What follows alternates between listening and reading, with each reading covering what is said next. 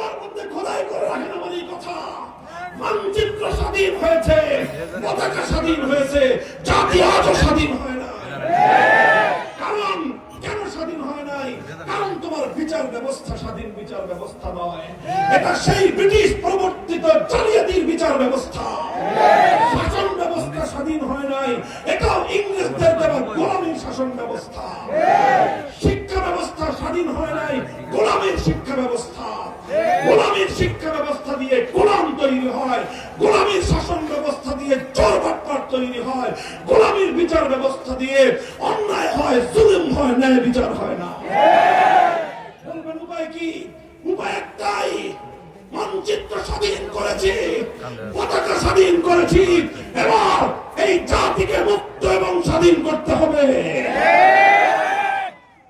বলবেন জাতিকে মুক্ত স্বাধীন করার উপায় কি? উপায় একটাই, সমাজ ব্যবস্থার মধ্যে জাহিলিয়াত, গোলামি, অন্ধকার, ব্রিটিশ প্রবর্তিত ইহুদি খ্রিস্টানদের যত রকম অন্যায় ব্যবস্থাপনা মুসলিম সমাজের মধ্যে কেড়ে বসেছে, প্রতিটি ব্যবস্থাকে শেকড় সত্য উপরে ফেলতে হবে। রাজি আছেন? প্রস্তুতি গ্রহণ করেন, প্রস্তুতি গ্রহণ করেন ইনশাআল্লাহ।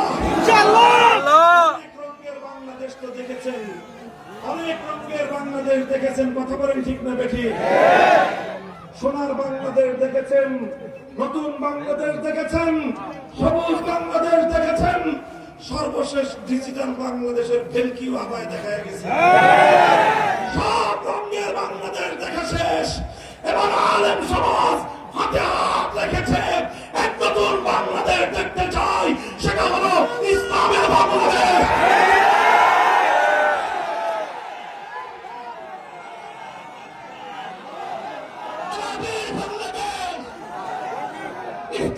বাংলাদেশ